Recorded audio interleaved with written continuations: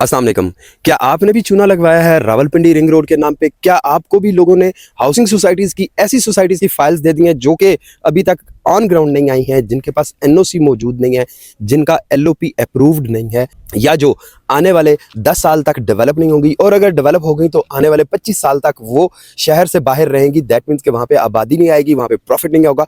अगर आपके पास किसी ऐसी हाउसिंग सोसाइटी की फाइल है और उसमें आपका 8 लाख, 10 लाख या 15 लाख रुपया जमा हुआ है और आप उस इन्वेस्टमेंट को सिक्योर करना चाहते हैं, तो हम आपको रावलपिंडी इस्लामाबाद में एनओसी अप्रूव्ड प्रोजेक्ट्स में बहुत सारी अच्छी ऑप्शंस दे सकते हैं, बशर्ते कि आप अगर सीरियस हैं अपने इन्वेस्टमेंट को सिक्योर करने के लिए।